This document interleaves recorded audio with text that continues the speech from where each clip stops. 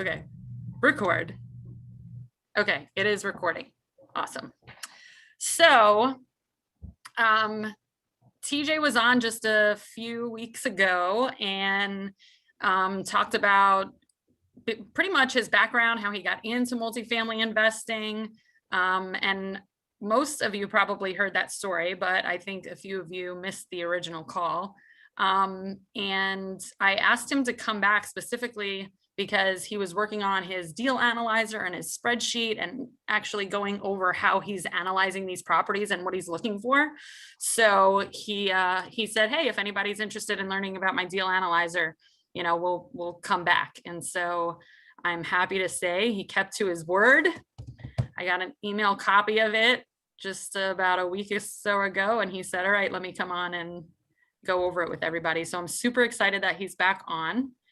And I'm super excited we're going to see him next week. So we'll be in Kalamazoo, Michigan, hanging out with TJ. And if you have any specific questions, let me know. The booming metropolis. Yes, the booming metropolis of Kalamazoo. So I'm so excited. I'm going to be literally just like racking his brain and trying to absorb information from him for a couple days.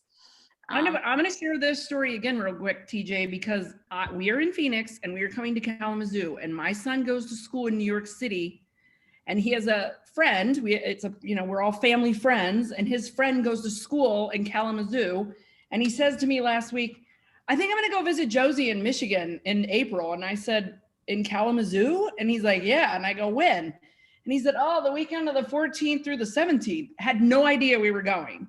And I was like, oh my God, I'm going to be in Kalamazoo then. And he's like, what? Why are you going to Kalamazoo? You are not. I said, I swear, I am going to Kalamazoo. Here's my ticket. I am going to Kalamazoo. So we get to see my son in Kalamazoo on Friday night.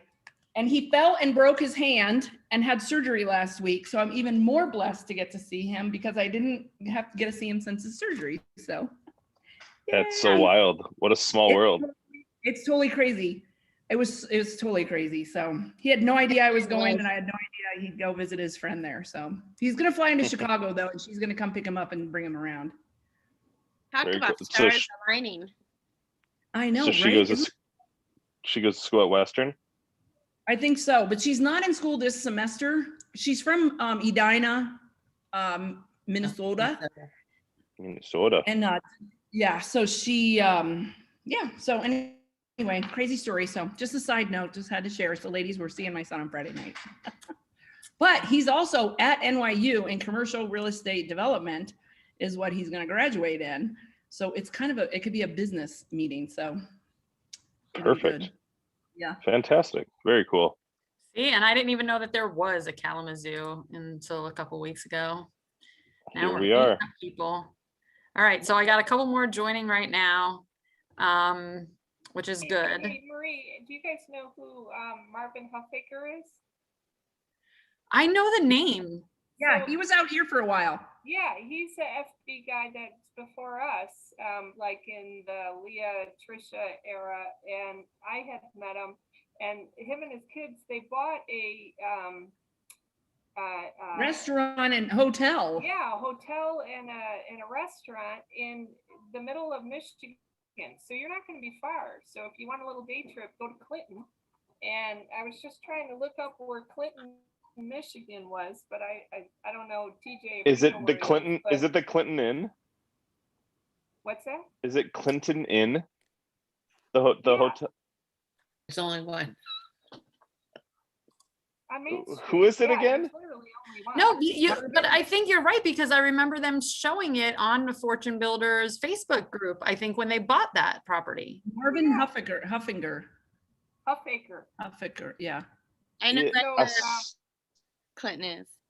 Yeah, so we had like a really long conversation about that, because I was he had reached out, and I literally, like, on Fortune Builders, the day he posted something about, like, does anyone know anything about Clinton? And I was literally in Clinton when that was posted.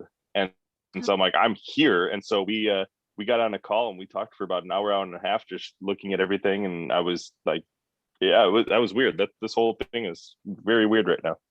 Yes. So he's still out there. I did some projects with him when he was here in Phoenix, but just great people, and his kids, both kids, one went to NAU, she graduated, and the son, they're out there running it, redoing it.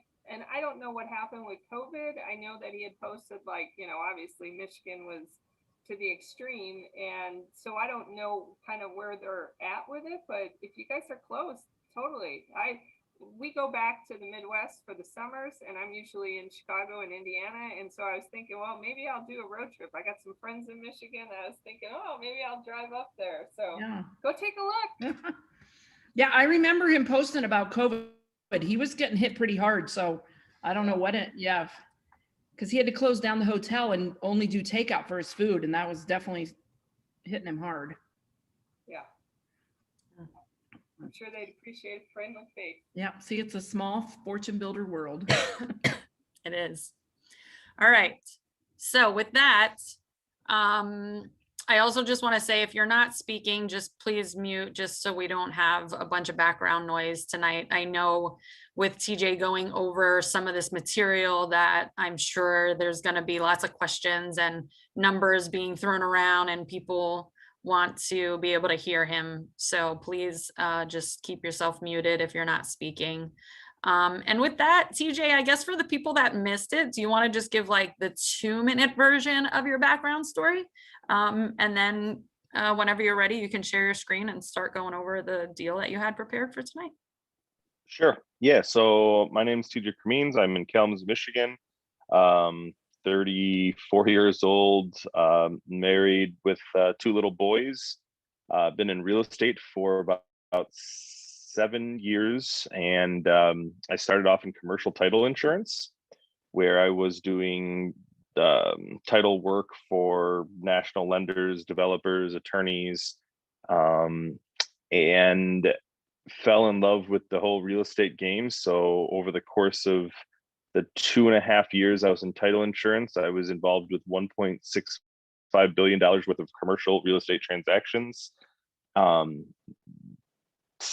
of those are multifamily, and I knew I wanted to be in real estate on my own. I had no anticipation when I started or thoughts of getting into where we're at right now. Joined Fortune Builders through my father. I was asked if I wanted to join this stupid thing in Chicago one time. I joined with him, drank the Kool-Aid, and here we are now. My wife and I started a fix and flip company. I think I joke around all the time about how I wish I was I could be friends with Chip Gaines, and she would be she thinks she's Joanna Gaines. So it's kind of fun and sexy, the flip side of it. But we started buying rentals. Started with a duplex, then a fourplex. 2019, I had the idea that I was going to buy 8 more units. And going into 2020, went to a seminar, Ignite in Vegas, fell in love with the idea of raising capital for commercial properties. So I put my goal from 8 to 50 and ended up with over 200. None of my own capital, none of just syndicating everything, bringing in investors of like mind that are looking to build some passive income, that are looking to learn how to do what we do. So we put together some systems, our network all together, our attorney, our accountant, our team, property management, project management, you name it. And now we're on to the race to 500 units we're shooting for this year. And my goal would be around 1,200 units by the end of 2022. The real estate game just for some reason kind of came naturally with regards to commercial real estate. The context that I built up in the title insurance really kind of set the tone and the direction for me. Everyone I was dealing with, I was watching 22, 24-year-old kids basically at the time flip $1 million properties. They were buying, 40, 50, 100 unit buildings.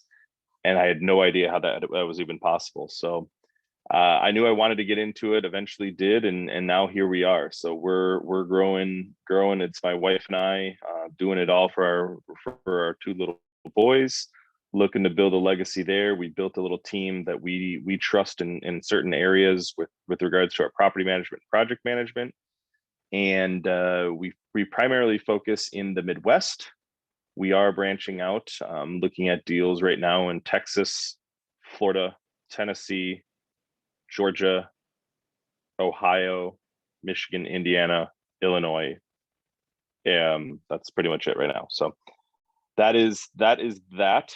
We just got a contract signed on the deal I was going to show you guys tonight, which is a 48 unit in Iowa, which I think it kind of worked out nicely that we've got this deal that we can show you how we brought it to where we're at right now, both pre and post LOI and contract, and do the whole deal analyzer of what we look for before we get under contract and how that affects our offer, and then what we look for after we get under contract to validate those numbers and sort of set the direction of where we're going to go with regards to our investors coming in, how much money we need to raise, how much capital we need to set aside for reserves, all of those things that we look for in the deal. You guys will see that all together right now with the deal analyzer. So the deal analyzer I have is one that we kind of tweaked off probably 3 or 4 different ones that kind of fit our scale, that shows exactly how we break things down to our investors, and how the deal breaks down from acquisition up to 10 years, with a refi in between that and a sale at the end. And so this whole thing is based on a value add real estate opportunity. So to be very clear, there's 2 different courses you can go with. That are, well, there's more than that. There's 2 common ones. There's either stabilized multifamily commercial properties, which you're buying strictly just because there's no work to be done. You're just making 6, 7, 8% of money, and you're happy with that. It's growing and it's appreciating, and that's all good and well. And then there's value add. Value add, we're looking to put some work in, renovate the units, make the aesthetics look better, increase the rents, lower their expenses, increase our NOI, refi the capital out, and now have take a C to a B class essentially. And that's what we focus on. We focus on that opportunity where we can get our hands dirty. We have work to still be done. We don't play in primary markets. We play mostly in secondary and tertiary markets where the economic impact of a lot of things are sort of sheltered, and it sort of trickles down, right? The best way I can describe it is, when we lived in Chicago, my wife and I, we lived in like a 500 square foot box in the sky. I think our rent with parking was like $2,600. It was ridiculous. All the amenities, pool, hot tub, gym, everything, right? Well, when something like this happens, the pandemic hits, we go from, those are the first people to get hit. Those are the first people that can't pay the rents. The buildings are affected by that, and now we're seeing with people that are going to big cities, right, that they're finding that they can work from home. So why work from home and pay $2,600 when you can move to a secondary market and pay $1,200, $1,300? $1,500, put money in your pocket still, and still have the living that you're looking for. So we're playing in those markets and the tertiary markets, so those kind of 3rd tier markets outside of cities. And so that's pretty much where we're at and what we're going. And I'd be happy. I don't know how you guys want to handle it. I guess I'll leave it to you guys, but if you guys have questions during, I would say I don't know if maybe type them in and I can try to get to them. If it's something that need to stop for understanding, please chime in so I can make sure everyone understands it. And then if you have like just general questions over the course of it, maybe write them down and I can come back and we can hammer something out. But if it's specific to something you need, by all means, let me know. That's what we're trying to do. So this is a deal that we are actively raising money for right now. I just want to make this clear. I am not raising money from you guys right now. That's not the intent. I just want to show you, while we have a live deal, what that looks like. So if you have interest, I would be happy to talk with you guys about that, but that is not what this is for. So I will share my screen. I think I have the ability to do that. No. You should. Okay. Yep. I got it right now. Okay. So this is the deal analyzer. I should probably move this because you don't need to see yourself. This is our deal analyzer. This from top down, and I think the one I sent you guys has different tabs to it. I've just combined it all in one to make it easy for you guys to see right now. So this is a Cedar Rapids deal. It's Cedar Rapids, Iowa. It's a 48 unit deal. It's on 1.5 acres. We are buying this for $3.1 million.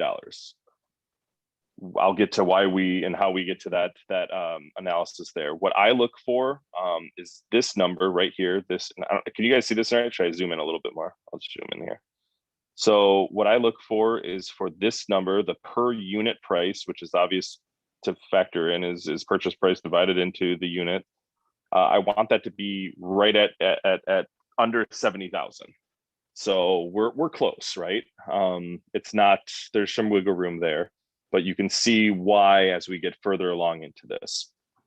So TJ, sorry, but I'm going to Yep. interrupt real quick. So that 70 per unit, is that because you're in Iowa and this market and you know what the price per unit is in this market, or would that be a rule of thumb that you're looking at no matter which market you're in right now? Yeah, so great question. So that is general. I look for 70, and then I have to actually go back and then look at what each market is going to be. The reason for that is I have found in all of the deals I've analyzed that under 70,000, regardless of whatever market I'm in, gives me the most or the best opportunity to be to fit my structure and how I plan on moving forward with deals. Now, that is not indicative of success, guaranteed success or anything like that. It is just that those numbers make the most sense in our analysis. And if you're looking at doing a value add play, then that is a number that is pretty common. But you do have to look at each market, because you're going to be looking at market when like you sent me a DA or that agreement this afternoon. The average price per unit was like 80,000. And so when and we can go over that later, but then that was when I realized as I'm looking at it, it's not going to be a deal because of how that is all structured. But that's not to say that it can't be a deal in a different structure. And I can explain that as we go further too. So on this purchase price here, we are taking an acquisition cost. That acquisition cost is what the investors pay me to buy the property. So when I buy the property, I'm going to get a $50,000 check. That covers all my costs. So that covers my attorney fees, that covers my fees, my travel, everything to get this deal to conception, to close. That's what that pays. Most of that is reimbursement to me. Sorry, not most of it. A lot of that is reimbursement to me, and the other half is the fee for me to be actively working into this deal. So total acquisition costs $3.1 million plus my 50,000 is 3.15, and then I am actually doing a $200,000 cash reserve. On this cash reserve, how that works is that is money I am raising from my investors to set aside to protect you, the investors, and the asset. All things considered. So whether that is a cap expenditures, whether that is value add opportunities. So maybe I'm adding an amenity. Maybe I'm going to do landscaping or refinishing of a parking lot. You name it, right? There's a plethora of different things, and we factor that in obviously when we do our walkthrough of what that looks like. That is also some of my repair costs. So on this deal, $75,000 is going to actually renovating the existing units as we speak. So $125,000 will just sit in a bank, protecting the asset to be able to manage and mitigate any short and long-term risk to the investor core. That is a necessity. We are over what our minimum is. We look for $250 per unit per month for the first year. So we're above that, setting it aside. but we want to, if we have room to add that in there and still be able to provide returns, we want to take more money to make sure that it is all set, because we can always redistribute that capital back to my investors. I can't ask for more. And if I'm asking for more, then there's trouble, right? So the total deal cost all in, this deal I'm buying at 3.1 million, it's going to cost me $3.35 million. That's that acquisition fee, that's the cash reserves, and that's the purchase price. So on this spreadsheet that you guys should have, or some of you have, maybe some of you don't, for this, the total equity is how much money I need to raise for the deal. That is my down payment, that is my cash reserves, that is my acquisition fee, and that is in that order. And I make sure that it is explained that way, because I first and foremost need the down payment, that equity piece. Then I put that cash reserves, that's what's there to protect you and the asset. And lastly is that 50,000, that acquisition fee. If I don't raise the 1.2 million, I don't get paid. And so the way I structure this and why I structure it this way is to make sure that if I don't fulfill my obligation as the manager of this project, and I don't, I don't raise the full amount of money, I'm the one that takes it on the chin. I'm the one that takes that cost. And so I don't put that obligation on my investors. I put that obligation on myself. And if I perform, then I can get reimbursed for that cost right there. The total loan amount is $2.17 million. So my note right here, I'll have $142,601 mortgage. That's at a 4.25% over 25 years. Now, any of these can change. In full disclosure, I know that we're getting, so if it's 142,000, our rate will be a 3.8%, and it will be at 30 years. We just dropped $20,000 or $19,000 off of our note every year. So we underwrite with a lot of doom and gloom, right? We underwrite with what's the worst case scenario, and the worst case scenario for us at the time was a 4.25. We know that we can get that every day. If we went to the bank and they said, what is your worst case? I could say 4.25 at a 25-year amortization, and my deal would still make sense. Anything better than that, I'm just putting money in my investors' pockets and my pockets. Down here, this is the months to stabilize. This is important just for targeting. How many months you plan on getting it from where it is to where you need it to be, and how many months you plan on holding it after stabilization. So the total hold time on this project will be about 120 months. So, which is the 10 years there. As we go down here, these rates right here, this is the global growth rate. This is what we anticipate over the entire course of the ownership that we have on this property, for our growth to be at about a 5%. So we look to, at 48 units, we look to grow 5% a year, every year. And that's how our calculations are factored in moving forward. And I can show you that as we move over here. And then I look for my expenses to grow at 2%, because you can't, your expenses aren't going to not go up. They have costs that, they're going to have things that go on up. So, across the board, we look for 2%. So what that means for us is we're growing at about a 3% rate. And at times that is near inflation for an appreciation for the areas that we are in. So 3% growth plus the actual inflation rate and the appreciation puts us in a really good spot, because we're growing at the right rate. We're not growing too fast where we're outgrowing the market. We're not growing too slow where, when we need to sell, we're not going to have enough money to do what we need to do. So big picture, our rents for where we're at is $573,084.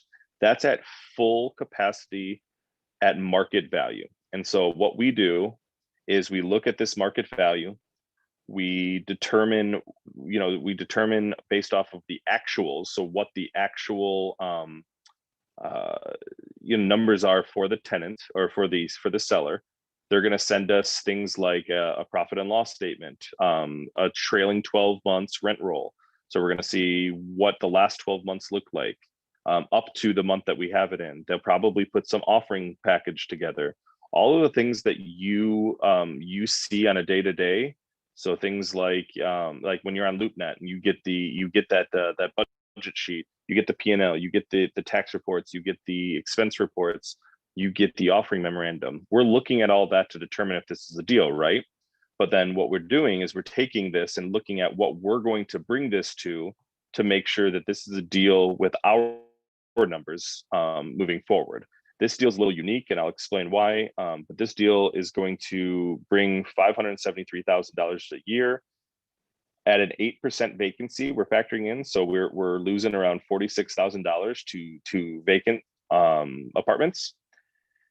And then our expenses for the year are about $223,000. So our NOI, our net operating income, what we make on that property every year is about $304,000 and change. So that brings us to a 9 cap for the purchase. I look to buy things at around an I can't go much lower than an 8.5, 8. For the deal to make sense. This deal has a lot of wiggle room, but we're buying it at that 9 cap for all of that. Here's my debt service again. So after I take my debt service out, that property will bring in $162,000 cash on cash. That will make me 13.5%. And the DCR, the debt coverage ratio for banks, this is one of the biggest things, if not the biggest thing. They want to see that number be at 1.25%. They want to see that is covering, that your note or the income is covering, after all things is said and done, or the NOI is covering all things said and done, 1.25 times the mortgage. That is a decent sign that you've got a great deal. So the fact that we're at about 2.1, this deal made sense, and we literally right now have 3 banks that are fighting for who's going to loan us the money. So we have a good problem right now. Now we go down into the expenses part. This all auto populates up to this number. So as you're typing this on in, it'll populate up here. You can just override this. I wouldn't, because then you won't get a true look at what this looks like. But we've got our taxes, we've got our insurance, we've got all things considered, our management. Now our management, we look to be at 8%. You can see here it's at 6.8%. The reason for that is we're bringing a property manager that is managing a current property for us. They've agreed to do $36,000 a year. Actually, they've agreed to do $30,000 a year. So we've built ourselves in a little buffer there. I get paid an asset management fee every year to manage the property. So to work with the CPA, work with the tenants, to work with the investors, to handle the reporting, to do the leases, to do all of that stuff. That is my fee to do all of that for the year, to make sure that the asset is protected and good to go. Utilities on this is a combined utilities. I hate that. My suggestion for you, and I left it like this so that I could explain this. My suggestion for you is make sure that your utilities, if possible, are broken down per category. So water, sewer, garbage, electricity, whatever it happens to be, snow removal, you name it. If you could put a line item in there, please do that, because then you'll start getting a better understanding of where you're at with it and what you can start cutting costs. So when I present this and I look at this, it is very difficult for me to go and talk to an investor group and say, hey, this is how we're going to cut the water bill. We're going to pass on 40, 50% of the water to our tenants with a utility charge every month, right? So we might have $1,000 rent, but we might charge $25 a month for utilities. And so that all increases my bottom line. This is my general admin. This is my accountant. Basically, we're doing the reports and doing all the tax stuff. So I pay him through here. Here's contract services or maintenance. So this is, if anything goes set aside, I can pay for any overages on top of the snow removal, all of that. If I need to bring somebody in that was unforeseen, I've got that $5,000 sitting there just to protect that. That's every year, by the way. And then my repairs and maintenance is 42,500. I look for this number at minimum to be an 8%. At max, I would want it at a 12%. So worst case scenario, a 12% maintenance, that tells me there's a lot of things going on. 8% tells me that we've got a property that is decently maintained, right? There's things that need to get done.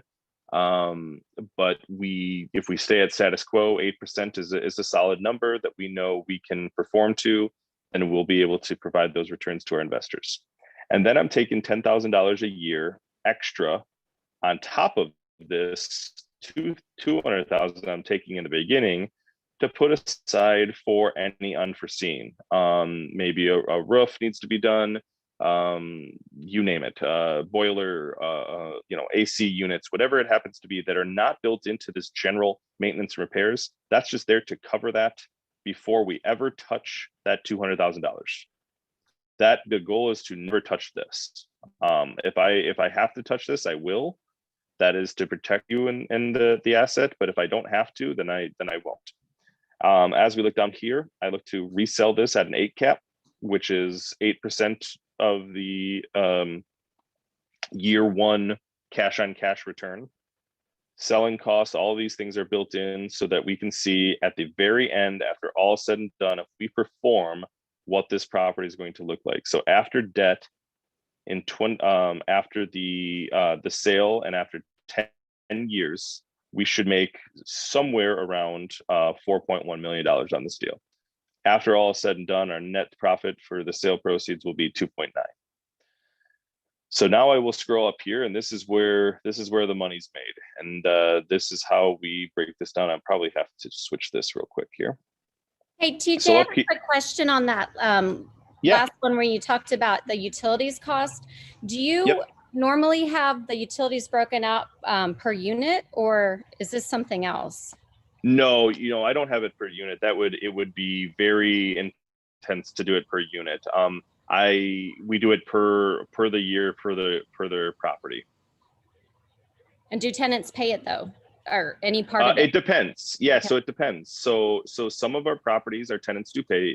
They pay all the utilities.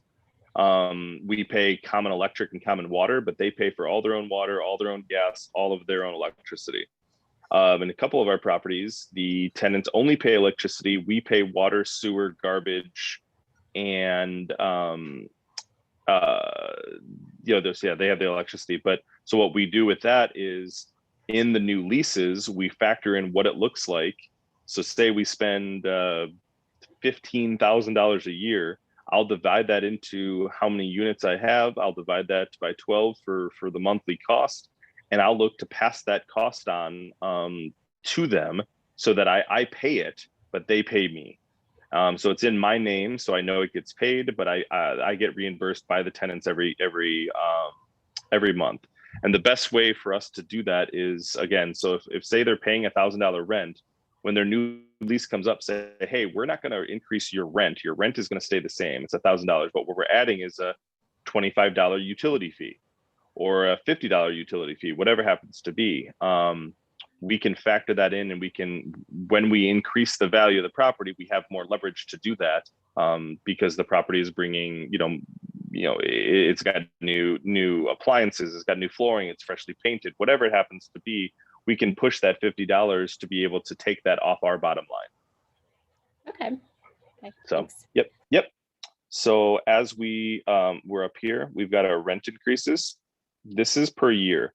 So year one, I underwrite every deal year one at no change. I do that for a reason. I do that because all I have to do, worst case scenario, is do the exact same as the person I'm buying it from. And that is what it will look like for me. Then I look to increase rents over the course of time. Now, this is where it might get confusing because remember I said 5% and the 2%. This is just simply rent increase. That 5% is total growth in the portfolio. So that is lowering our expenses. That factors both of those on. And this is just our rental increase across the board. I put it at 2% because it's modest, it's doable. I would much prefer to under promise and over deliver. So if I'm looking at this and I can't do 2%, I'm doing something wrong. You know, I'm if I have 48 units and I can't over 48 units increase the rent 2% across that, then I've got something else going on here.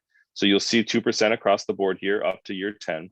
So you'll see as the growth comes into play right here, it goes from 573.84 to year 10 being around 684.88. So we've got about what is that, $110,000 over the course of, is that right? Yeah, $110,000 over the course of the 10 years.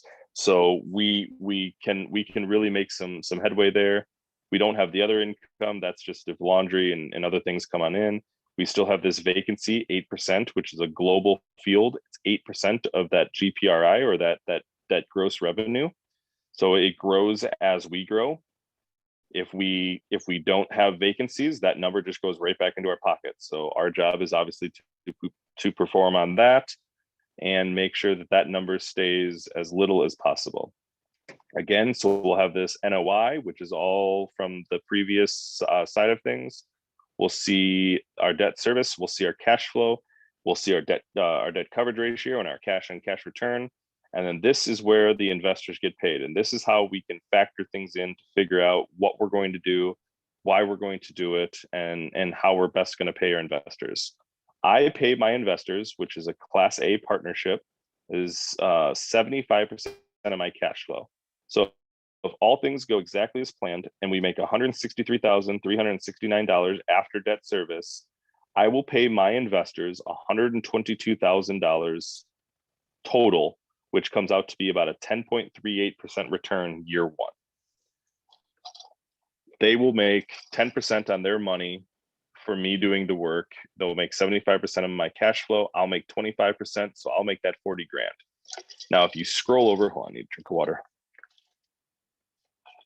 If you scroll over and continue to move here, you'll see year two is a 10.7% return, 11.1, 11.57. And here you'll see that 100%, 111%, almost 112%.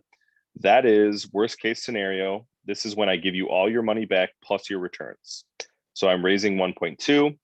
So my investor core will get 1.3 million back. That's their 1.2 plus their returns on that money that year. When I give them all their money back, whether that's in year 1 or year 5, when that happens, they stay in the deal. So as opposed to a lot of other syndications, a lot of other asset managers like myself, owner operators like myself, what I do is investor group, thank you for your money. Hope you're happy with the returns I provided for you. Here's your money back. And now in perpetuity, they're going to make 20%. So as long as I own the property, they will be making money on money that's already returned back to them. Up to, there's 2% there, 2.3, 2.4, 2.5. And then this is the 20% of the profits. So when we sell, my investors will also get 20% of my profits on the deal. So after all is said and done, we sell the property. I did not mean to do that. After we sell the property, I will make 3.4 million. The investors will make 852,000. I will pay them their money back. So all in all, they make about 5.84 times the equity that they bring into the deal over the course of the deal. It's a stellar deal. The equity IRR, so our equity internal rate of return is just under 30%, which is fantastic. This breaks down as you continue to go. It's 25,000. What it would look like if you invested 25 and 50,000. I believe there's 100 on here. Tony, did you have a question? Yeah, I did, CJ. Sorry. Yeah, what's up, buddy? The 1.3 in year 5. Could you just go up a little bit? Or you're refinancing and repaying back their portion of the loan on the 1.18 million. Is that what you're doing to get them their money back? I missed that. That's correct. Yep, Okay. exactly. Yep. Sorry, you're absolutely right. I did not mention that. So Yep. So that would be worst case scenario. When I refinance the money out, I take the cash back out with including all that value that we brought. I take the cash out. I pay my investors their capital back. Yes, sir. And then the loan is fully in your company name at that point, which is why you're taking 75% of the distributions after that repayment, right? Yeah, Or actually, 80%. Sorry. yeah. So in full disclosure, it's always in my name. Okay. So my LLC takes it. I have a personal and corporate guarantee on that note. I am a guarantor to the note. You are a partner in that note, so you are going to get the benefits of being a equity owner in the deal without having to have a guarantee or an equity stake with regards to guarantor and all that stuff on the deal. So TJ, yes, yep. a question right now, whether you get 2 investors or 10 investors, right? Mm-hmm. And so you just Yep. have to get to your amount, whether they're 25 or 50. Yep. Do you pay everyone out? You said you give their money back between year 1 or year 5. Yep. Is your goal to pay everyone back what they invested by year 5? Yeah, I mean, so here's the deal. I can't make 80%. I can't do that flip event until all my investors have all of their money back in full.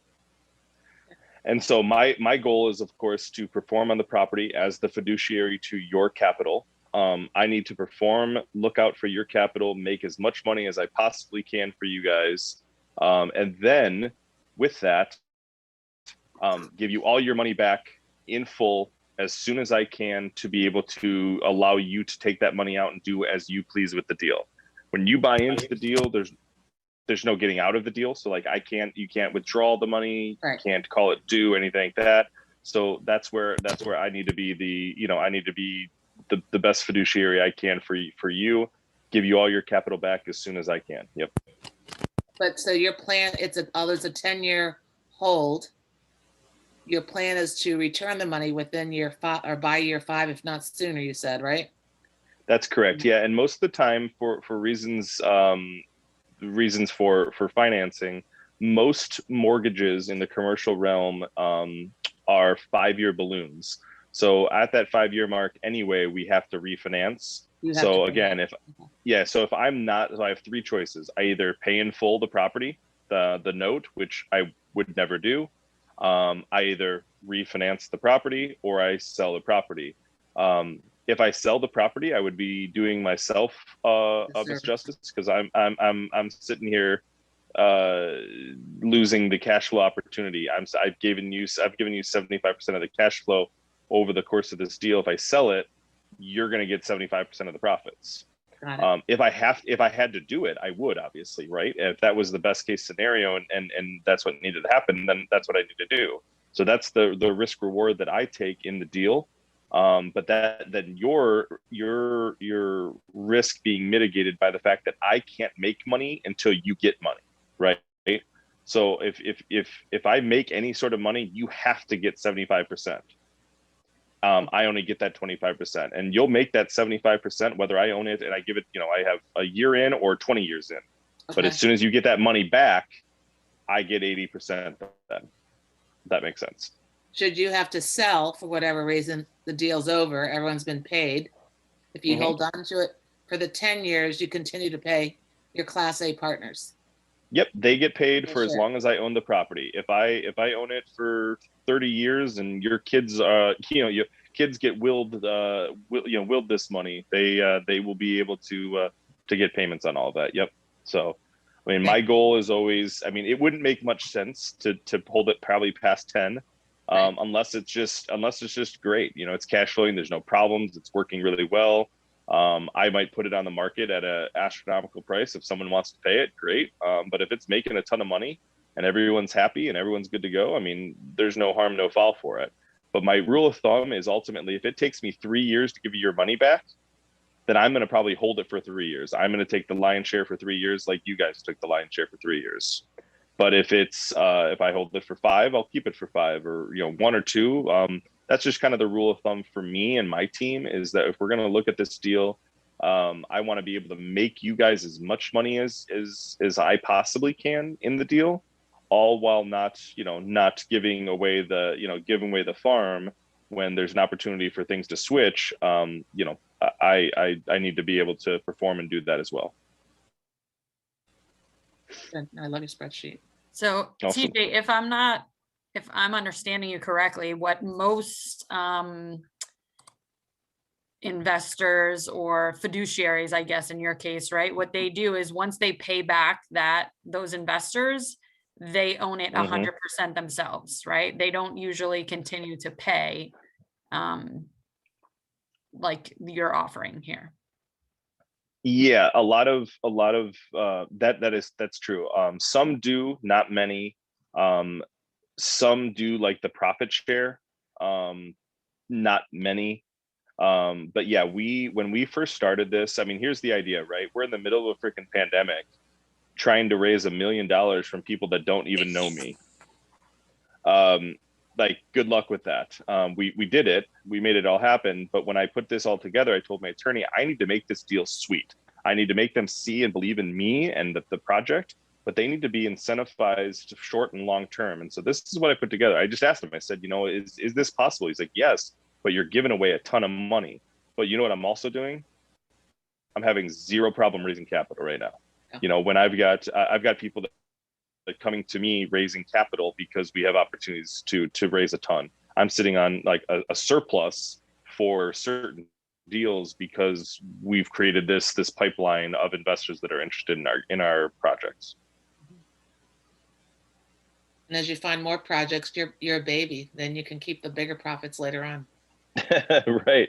So exactly. So I'm just trying to, as we continue to go, I mean, like I said, our goal was 50. We did 232, and my goal this year is to be at 500, and then 1,200 to follow that. So I mean, we've got some lofty goals, but as we continue to do this, and bring in these properties and bring in the investors, the sky's sort of the limits. I mean, that's the biggest hurdle is the money. People can find deals, and it's not difficult necessarily to find deals. It's tough to find good deals, but good money finds good deals all day.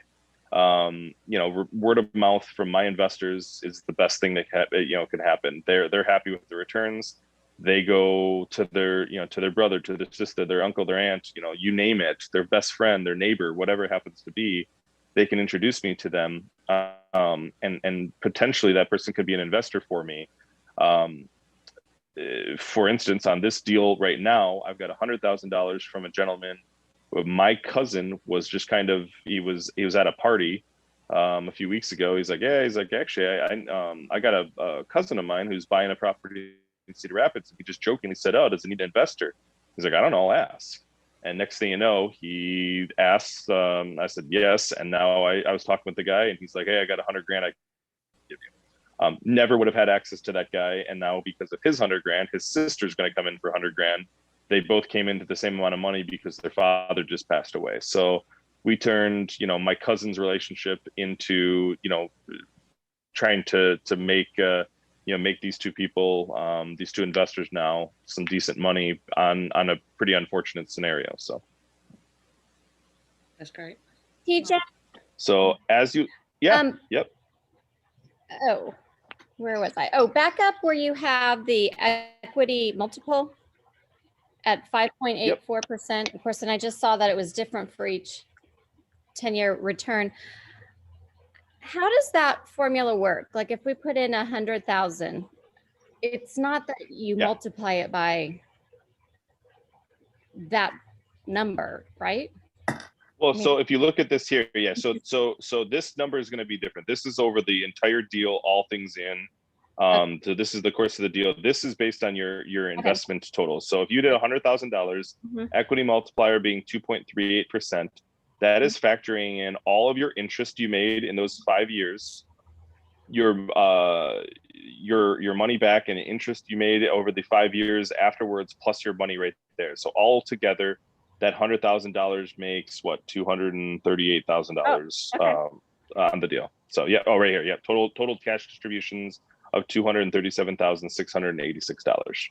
So that's a quick way to look at, if it's a good deal or not. If someone wants to invest in something, they look. Yeah, but you got to be careful, right? Because it's Okay. all subjective, right? If you're looking at this, I mean, that's great. Of course, you're going to double your money, but if that equity multiplier say is 20 years, it's going to take you to double your money. Is it really worth it, right?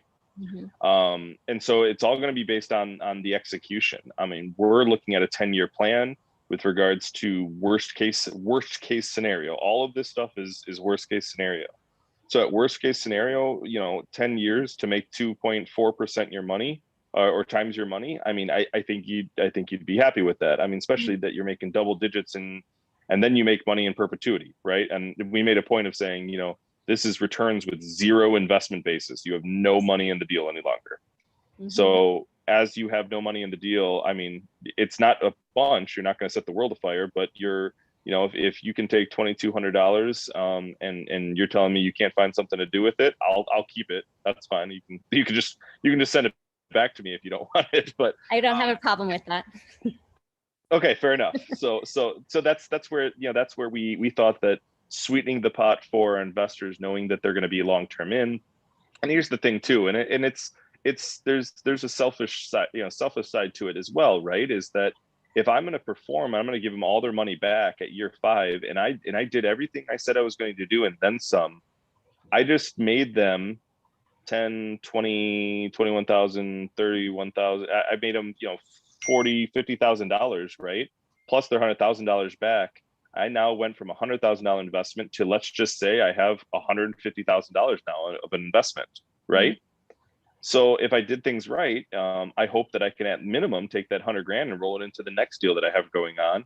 And at best that 150 and more if they have that accessible. So it's something that, when we're looking at this, we have to look at it with short and long-term play. We have to look at it with, first and very foremost, I don't just say this, it's my fiduciary responsibility to you that I have to do what's in best interest of you, the investor group, before me, the investor.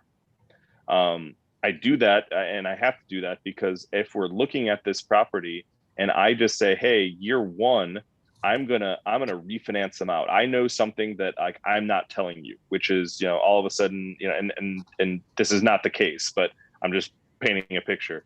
I know that I can raise the rents here, and I'm painting this picture to get a bunch of money in real quick so that I can just use their money to turn it over.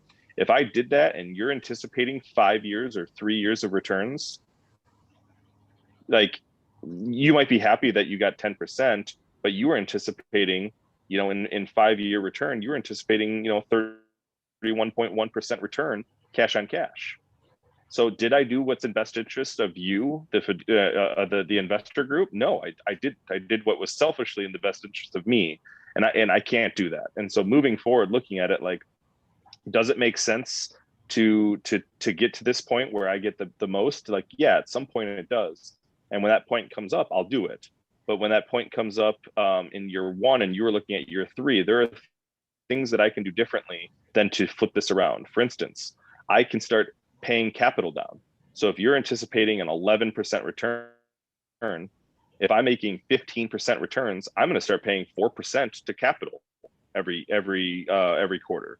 So I'm going to make you your interest payment, plus I'm going to make you a payment to your capital. So instead of you owing or having $100,000 in the deal, you might have $96,000 in the deal now, because I just gave you $4,000 that went to that 100. I can do that so where you're getting capital back, so I have to refinance less when that time comes. So there's different ways to be able to bring that value.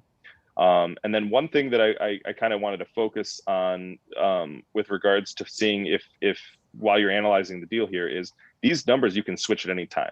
My baseline is 10%. I want to do 10% year 1. So how I do this a lot is, and this is, I mean, full transparency, how much money can I make while making the investors the most money?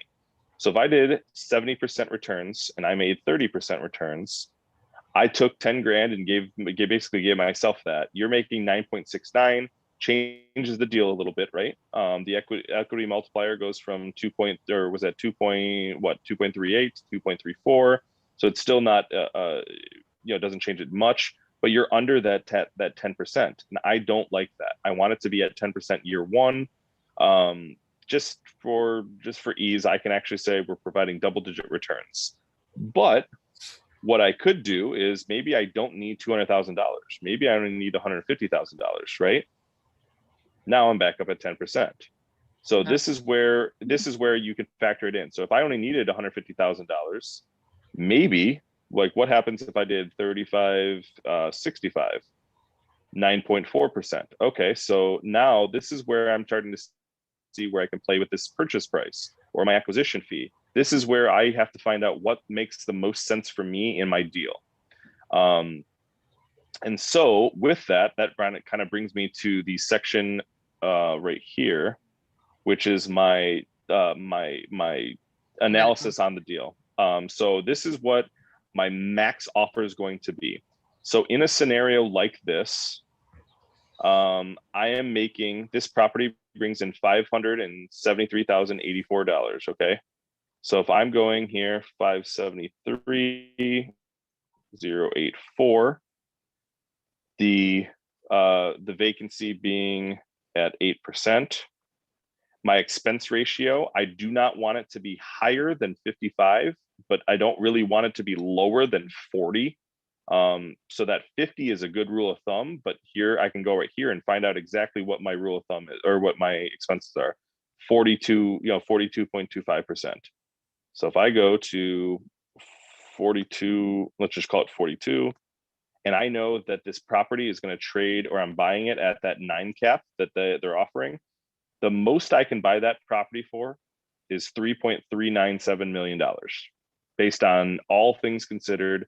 And I'm telling you this from the bottom of my heart, this is as easy as that. If you can find out where what the gross potential revenue is, what their current vacancy is, what their annual expense rate is, theirs, not yours, their annual expense rate, and what they're offering their market cap rate at, you can find out right there what your max allowable offer is. So now if I took that, call it 3.4 million, and I put in 3.4 mil, that won't work. 3.4 mil, this was 200,000, and I know I need the 200,000 because I did the due diligence on it. And I'm at 70, I was at 75. Yeah, 75.25. You can see right now that the investors make 8%.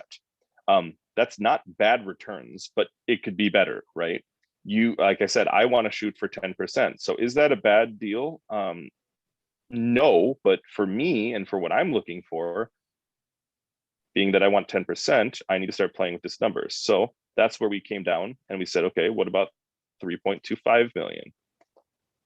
Yeah, still not there. So obviously, you know where this is heading.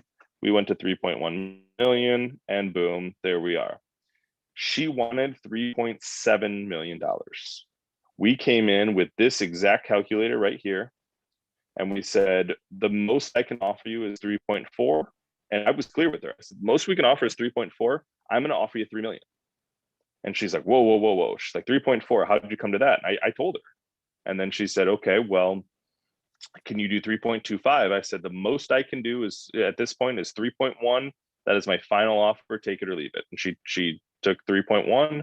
So we are all in at our purchase at 3.1. And now the rest is history.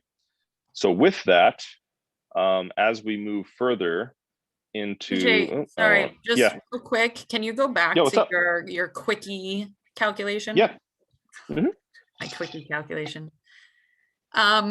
So is this is based off of their actual data, right? Not like the pro forma that they're putting on LoopNet or whatever that's saying you could potentially get this income, because I feel they inflate the numbers and do crazy stuff, right? Yes, the best way that it was described to me is performa as pretend, and I stopped pretending when I was 10 years old.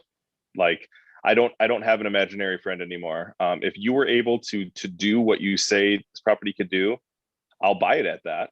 but I'm not going to buy the property on what you think it could do. I'm going to buy it on what you actually are having it do. Yeah. And these brokers are, I mean, they know what they're doing. I mean, they look at it, they say, hey, yeah, I know my seller's got this going on, but look at what this property is. And they build themselves in that buffer, right? This is the same formula they use to come up with a offering price. More often than not, you're going to look at this and it is going to be like dead on to what they're asking. But does that make it a good deal for what you want to do? That's where you have to figure out, okay, how am I paying my investors? How is my value add going to be in there? Is there enough value add? Or if I'm just buying right now for the returns and I'm looking for that 8%, this is a good deal at 3.4. You know what? You know, there's no reason for that. But then if I do here and hit a 50%, look at that. So I'm under what my asking is. So because we're able to perform at that 42% expense ratio, that's where that offer comes into play. But any higher that number, the lower this goes. And the lower this number, the cap rate, the higher this goes. So if I bought this at a 7 cap, 4.3 million. If I bought it at a 10 cap, 3 million. So it's depending on what they're offering. So whatever they're saying to you that the market is asking for, I'm going to use their number, their data, their information to plug this all in to find out where we're at. And that is, I mean, that's what we do. So when I've some of you guys won't call you out, but some of you guys we've been on the phone doing this, right? Where I'd say, hey, I need the gross potential income, I need their actual vacancy, and I need their expense ratio, what the market cap rate is in that area. You give me that and I can tell you if we have a deal.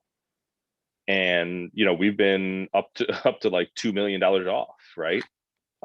We've been spot on. Some things have been spot on. And so now we have to look at it. If it's within 5 to 10%, this number to what they're asking, I'll look at it. Because it might be a scenario where their expenses are really high. Maybe their management is really high. Maybe their income is low. Maybe they're just not able to get it. Maybe they ran out of money and they're not looking to renovate the properties anymore. So if I can come in and just renovate it, does that bring that cost on up? I'm still going to buy on their numbers, but maybe that deal does work at a higher price because I know that I could quickly in 90, 120 days bring the value up significantly, right? So that's where knowing the whole game plan, the whole structure is going to make the absolute most sense. How you buy is where you make all your money. If I overpay now, there's no going back, and I'm not going to be the person that reinvents the wheel or changes the market that I play in by buying something like a jackass. Pardon me, but I mean, again, if I'm a fiduciary for your guys' money, you know, I can't. I can't go to bed at night, and I can't be proud of what I'm building for my two little boys if I'm spending money that I shouldn't. So that's where that all goes into play right there. Yeah. So TJ, can I ask you to, at some point before we get off the phone here, to do this quick 10-minute offer on the Tallahassee property? 100%. I can tell you right now, this right here, this most of the offerings and that one included are not going to have a asking price. The new thing that I'm seeing quite a bit is asking price equals market driven price. Right. So they actually don't put a price out there. They're just like, make an offer. Yeah. And you tell me what this property's worth. And I'm like, I get it, but like, come on, guys. Well, like, I will gonna tell sell, you what the broker told me over the phone, though, because they did give me a number over the phone, even though there's nothing. Okay. Random. Well, no, so that's good. So that's a good basis points to look off of all that. Okay. So before you jump into that, though, I want Michelle to ask her question. Yep. So I wanted to understand the deal structure. So on the analysis that you just walked through, you said that property was listed at 3.6, but they accepted 3.1. Yeah, I think he said it was actually 3.7 and they took 3. Hold on 1 second here.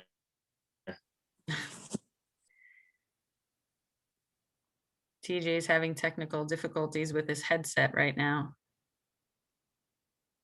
He's like, wait. For some reason, Michelle's volume seems There we really go. low. I don't know if it's for everyone or just me. I agree. I can't hear Michelle well either. I Yeah. think my headphones fell out. Or my headphones died. I'm sorry. That's okay. I'll go here. So Michelle's question You're fine. was that it was listed for 3.6 or 3.7 and they accepted 3.1. Yeah. And you went through and showed them the analysis that the most you could pay is 3.4, but you were only offering them 3.1. Yeah, I told them I saw the property value worth 3.4 max. And I said, so 3.4 being what I see the property worth, I'm willing to offer you 3 million. Wow. They said she was caught off guard for sure. And I said, like, I'm buying off of what you're doing, and you know that it's underperforming, you know that you're not at the rents that you should be, and I'm not paying on hopes and dreams and thoughts and prayers. Like, we're going to buy on what you're actually doing. And so 3 million's my offer. She came back, final offer. She said, final thing, take it or leave it at 3.25. I said, I'll do you one better. My final offer at 3.1, take it or leave it. And like, you have an hour to decide. And she was like, fine, we'll take it. I'm like, sounds good. Contract will be in your email later today. And it's just, and it's, there's no emotion to this. Like there truly isn't. It's all number driven. That's what I really like. TJ, were you dealing with though a broker at this point, or are you dealing with the seller directly? Yeah, we were dealing with the broker, but she's very, very much on all the phone calls. It's a very. The seller was? Oh yeah. Okay. So the seller, the broker sent us a email, or sorry, not an email, a text that said, I want you to know that my seller will be on the phone. She won't speak, but I need to do right by you and let you know she's on the phone. And I'm like, okay, sounds good. So we get on there, and she's like, I'm anticipating her saying nothing. Well, she started right out of the gates, and she took over the whole conversation. I'm like, oh, it's gonna be like this. I'm like, all right, but I like, but then it made sense, right? Is that she was in over her skis. She was emotional about how this whole process was going to go. She didn't want to be taken advantage of. And I told her, I said, I get where you're coming from. I understand that there's a long-term play that you had set and you didn't hit that. And there's frustration and there's maybe embarrassment. There's a lot of this stuff going on, but it's like, listen, this is all numbers for me. So if you're willing to take your numbers and look at the true analysis of the deal, I'm willing to work with those numbers, but I'm not willing to work off of what you think this property is going to do. If you were able to get it to that point. And she saw it. I mean, we sat down and talked, and part of the agreement was when we close that we'll have a steak dinner and a glass of wine together and laugh about the whole closing. So she's been really cool since then, but it was very intense during the negotiations for sure. So TJ, you do this closing or you do this offer without having the actual money raised. I mean, I know you probably won't have any problems. What if for some reason this happens? And is it like a 90-day close? Yeah, so we build in a lot of contingencies to it all.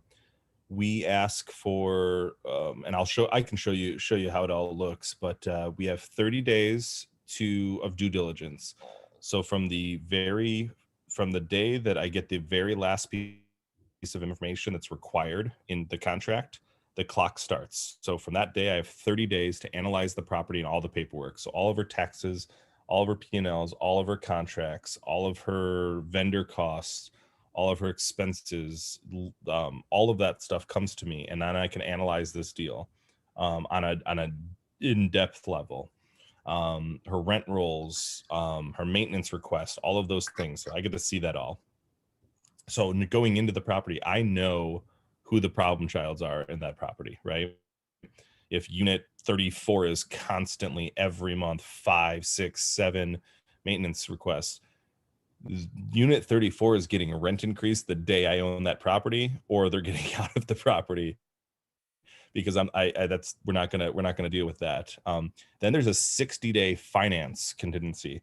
So at that 60-day mark, the bank needs to have at minimum the down payment in a bank account. They need to see that it is in escrow. They need to see that it is available to close, and then they will give the clear to close. If they do not get the clear to close, we either have to ask for more time, or at that point we back out of the deal. So we have 60 days essentially to raise all the capital. We'll be fully funded probably around 45 days.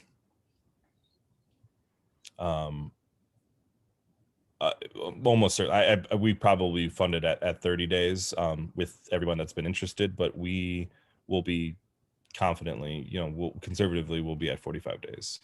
And then at 90 days is the close. So if it's mutually agreed upon, we can close before all of that, but that 30 days gives us time to plan for the closing, gives us time to start marketing, gives us time to notify the tenants, all of that stuff. So if we have clear to close, we know that we're buying in 30 days anyway. So we reach out to those tenants. We have those 30 days to get our insurance in play, all of those things all set up so that we are ready, ready to close. So. All right. So can I put you on the spot now and say, Alan, analyze my Tallahassee deal? Sure. And this is more so because I feel like, whether it's LoopNet or whether you're talking to a broker, whatever it is. I mean, I emailed you the package earlier so that you could open it up, but like, I feel like they send over so much stuff that's obviously not needed for this 10-minute evaluation. And so I just like want to literally watch you like open up these spreadsheets or open up this offering memorandum and just like, what do you look for? You know what I mean? I mean, you basically just gave it to us with the gross potential annual income and the expense rate and stuff. But honestly, I feel like with the spreadsheet that they sent me, I can't even find just those like 3 numbers. Like it's just so much crap in there. You know what I mean? So well, and let me pull that up real quick. I just emailed it to myself here. Hold on. So TJ, on your 10-minute offering though, that first page, you said that it was valued at 3.4 when you did your first run through, right? And you told me that. What would have made you buy it at 3.4? Like, how would we know that no, we can only offer 3 million or 3.1? Yeah, so that's going back to the spreadsheet where you're looking at the spreadsheet and finding out what you're anticipating giving your investors, right? Okay. So for me, it made sense at 3.1 because I want to pay my investors. I want there to be so much room for error that I can completely mess up and do nothing better than what she's doing and pay you double-digit returns, right? Yeah, I want you to walk. But you filled out the whole spreadsheet. You just didn't use that one page. Correct. Yep. Okay. So I filled out the whole spreadsheet because if it's within like I was saying 5 to 10% of what they're asking. So if I run their analysis and say it comes up 3.4, but they're asking 4 million. I'm not going to buy it. I'll look at it and it doesn't hurt. I mean, to run through the analysis in the spreadsheet just to get thoughts. Right. But I mean, what's the chances I buy a $4 million property at 3 million? It's not very likely, but you never know. I mean, so we've put offers in on properties where we've made, $800 million less offers than what they're asking. And we just justify it by saying, here's what we have and here's why. And let us know if you are interested. If not, no harm, no foul. Best they can say is yes. So, and worst they can say is no. And I walk away and I just say, okay, we'll see the next deal then. So, yeah, let's pull up I'm trying to pull this up real quick here right now. This was the Magnolia Circle one, correct? Yes. Oh, okay. So what I'll do before you jump there, just on the previous one, real quick. So you do factor in remodels on some of the apartments besides just a 2% increase on rent, right? You're talking on this right here, this cash reserves? Yeah. Because you did a 2% increase on the rent Yep. every year, but you're also factoring in that you're going to remodel some of the apartments, right? Yep, exactly. So this right here, and actually the one I sent you, this is our before we were fully updated spreadsheet. We actually have a spot now for repair cost. But yeah, so going back to that, I have about $75,000 of that 200,000 budgeted for rehabs day one. Got it. And Okay. so we plan on spending that in the first 90 days to get that fully up to par. Yep. And here's the thing, these are not reoccurring costs. So this is a one-time fee where Right. everything down here is reoccurring. So I'm still Okay. putting $10,000 extra into that cash reserves every year. I'm still doing the maintenance and repairs, which come into play with regards to maybe it's minor flooring, painting, all of that stuff. Like that's all going to be calculated and calculated in all of this. Right. So I'm really sort of double dipping with regards to protecting the cash flow and the asset. Yeah. Right. Well, I just from my experience doing residential rentals, if you upgrade certain things, you'll have lower maintenance, right? So it actually pays to remodel and Right. and fix plumbing and all that, because then you can bring your monthly maintenance costs or annual maintenance costs down. So, and it justifies higher rents too. Right? Exactly. So the rents are going to go up, the expenses are going to go down, and that's the whole game, right? So, Right. I mean, this number right here, I mean, the fact that we're putting 75,000 into renovating and keeping 125,000 just to protect, I mean, it's that's 10% of what I'm raising, Right. and 10% sitting there to protect, just protect the asset, all while putting 2% into. So yeah, I mean, it's sort of a double dip to protect, lower those expenses. So we know that, again, doom and gloom, if this grows at 2%, we know that we're going to drop these costs because of all that work we're doing, and it's only going to bring more value Right. for us. So that's the big picture, all encompassing, grandiose approach to it. Yep. Right. And then just one big picture question, because it kind of hit me and I was on mute and I didn't know I was on mute. So I apologize. You're fine. You refinance, you give everybody back their money plus all the money they made up until year 5. Mm-hmm. They stay on board. And you really de-risk the investment for them, which I like. And here's my question, bigger picture. Mm-hmm. Of all the people that invest with you that have been through this once or maybe twice, for every 10 investors that you pay back, how many reinvest with you, would you say? All 10? 9 out of 10? Yeah, so we have not gone full cycle on the properties yet. Okay. But I can tell you right now, I have, on all of my deals, I have about 178 prospects or people that have reached out with regards to investing with me. Yeah. That seal every deal, and I have 31 repeat investors on all my deals. Yeah, and to me that's sort of the brand equity you're building up based on how you've put your business model together. So yeah, that's nice. That's nice how you did it that way. Yeah, and that was like I was saying before, is my attorney gives me crap about it all the time, but big picture, like, I don't have trouble raising money, and this formula and this whole system creates opportunities for myself, but it also creates short and long-term opportunities for my investors that are quite substantial.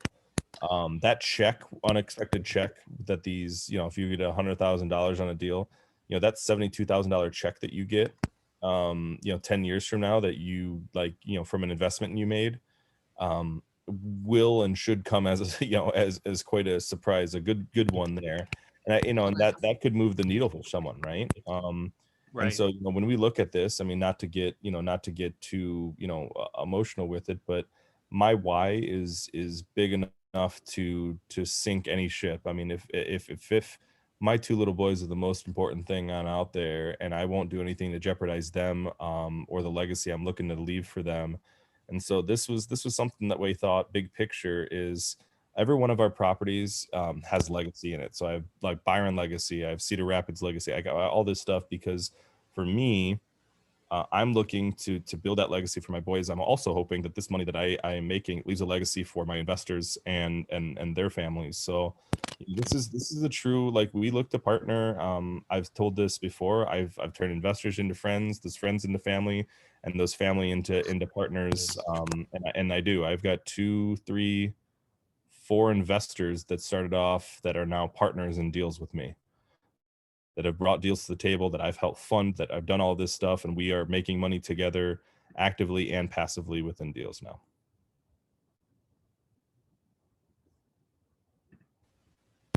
Great. Thanks a lot. No problem, Tony. Appreciate it, buddy. All right, so let's pull this one up here real quick. So the due diligence.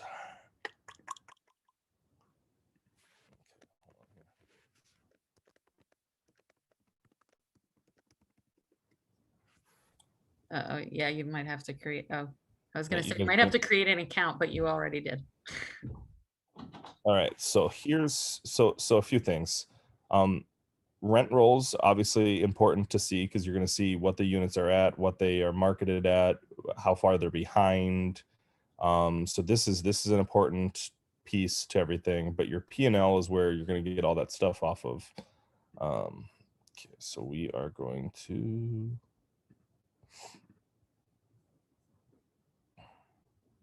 so let me go full screen here. So this is a 12-month from February of this year to March of last year, all things encompassing this. The best thing you can do for that NOI is simply to go right down here. You're going to see your operating expenses. So it's going to tell you total operating. And then right up here, total operating income, it'll tell you all that. So there'll be an income section, which why they don't differentiate that, I don't know. That's incredibly bothersome. So hold on, let's do whatever. There's the income section. That's when that starts. And then there's this one, though. That's when that starts. So on the total income should be right here. So 418, 784, 65. So if we go to the, oh dear. I'm on my different computer because I thought this one would be easier, but apparently it's not. So scroll here. Hold on. I'm sorry, guys. So it was 418, 784, 65. So 418, we'll go 785. Then we're gonna have to go back to their current rent roll to find out what their vacancy is. So we will go here to their rent roll. We will see currently, it looks like that one's 100% occupied. So they're showing no vacancies that pre-leased. So they'll say vacant if they were. So they're pre-leased. Let's just go with the fact that it's not. So this is a perfect scenario here. If it is not and they are 100% occupied, where's this friggin' spreadsheet? There we go. Good Lord. I'm sorry. Where is the spreadsheet now? There's this right here, this one. So if there is 100% occupancy, you have to put something in here. So this is where we kind of looked at the economic and physical vacancy. So if you have a physical vacancy, use it. Use that before you use economic. So the physical vacancy is currently at 0. For me, I run that number at 8 to 10% for sake of conversation, because if you're factoring in right now the fact that this is a global 10% across the board is going to come off of the rents. So if it can make a deal at 10% and it could still be a deal, and you could buy it, then great. I don't want you to tell me what they told you they want to sell it for yet. So so I'm going to put 10% just as a placeholder. I'm going to put 50, but we'll find out the actual here in a second here. So 418 is the number. And then I look at the operating is 345. This is where I told you I could tell you right now it's not a deal. So 345, 996 divided into the 418, 784. So that is an 82% expense ratio. What is the cap rate they're offering it? Did they, is that on there? No, it should be on the offering right here. So in the offering memorandum, it should bring up, it's going to take a second here. I think he told me over the phone 6.9, but The cap rate? yeah. Okay, let's just say it's 6.9 then. So the total offer on that price is 9.83 because this expense ratio is ridiculously high. So the reason for that. Just going back, you put in the expense rate and it's calculating the net operating income. You weren't using the actual NOI from their spreadsheet. You're in your little 10-minute version, you're calculating. Well, their NOI is 72 and we're at 67. Gotcha. Okay. We're at 67, right? Because right. We had the 0% vacancy. Right. So they probably have somewhere around a 3%. They probably have a 5. It's probably 5%. Okay. So 5% puts them right at that number, 70. Yep. So I put that little bit of doom and gloom in there. So their expenses at 82% is absolutely ridiculous. Nope, here you go. Of course, now it pulls up. But so this is where we would look at the expenses and find out where the hell all of their money is going. I go instantly down to this bottom line where I can start to see each month how much money is being spent. Looks like right here, why they have a negative electricity, and then the rest are here. That would be something why they had 18,000 right here. This is one where they're clearly paying all the utilities. Cable and internet is in here. Garbage recycling. So all of the utilities are 92,000. So out of 92,000, if I took that, so call it actually 93,000, divide that into 418, the income, 785. That's a 22% on just simply utilities. That is way high. That's ridiculously high. So now if I'm looking at repairs, like here, this is why I'm saying those repairs have to be at that 10% or that 8 to 10%. Right here, they did $1,500 of repairs. This tells me a couple things. Either these are brand new units, which I know these are rather renovated because I've looked at this. So the units are, where's the internals? I mean, there was internal pictures. I know there were. I know that the units have been touched. I don't know if it was one of the other things, but they've updated these units. So there's going to be, to Tony's comment earlier, they probably put a bunch of money into this and the cost is lower. Plumbing, key, roof repairs, all this stuff. Like it seems like there's a lot of ancillary charges that they are taking. Carpet cleanings, okay, general maintenance and labor. All of these things obviously add up, but the fact that they are adding up and they are at $345,000 a year is crazy. So what I would do is scroll over and I'd start looking at these months. So we have 22,000, 23,000, 28,000 is the highest, 29,000 is the highest. So what started happening in these months? My guess is when they started turning the units, when they started to renovate a bunch of stuff and all of these costs come in. So like, what's this line item of 18,000? That is electricity. That would be indicative of they were spending a ton of money on electricity to turn the units, right? They were probably spending a bunch of money these months to turn the units because all these other months was 5,000. Somehow they the electric company paid them, so that's interesting. They must have overpaid. Yeah, however they did that, I mean, that's a key factor. So yeah, they're definitely poorly managed. The only other thing that I do know from the conversation with the broker is that this used to be student housing, and they actually converted it to families. So they've done some major renovations to now put families in there instead of students.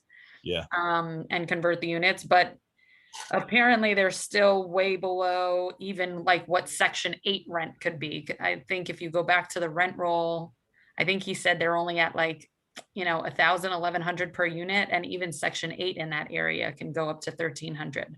So the broker saw the upside of like potential rents. So here's the exact dilemma that you're in, right? Is so they're pre-listed right here at 950. 950 pre-listed. I don't see any on this one. So they are listing these properties and getting them pre-listed on renovation units at under what they're already getting for units. Right. That is asinine. There's zero reason that at minimum shouldn't be 1,100. Unless they are polar opposite units and whatever, and that's possible because they are different. They are different. Every buildings. single one is a 4-bed, 4-bath unit. Okay, so then no, there's no reason for that, right? And so yeah, so this is where you know, you look at it, right, and you say, okay, so if I'm buying this at, you know, I'm buying this and I'm looking at these rents, I know that I'm anywhere from, what's the lowest rent? 850, 775. Holy shit. Pardon me. Sorry. 775. I'm you know, I'm $325 a month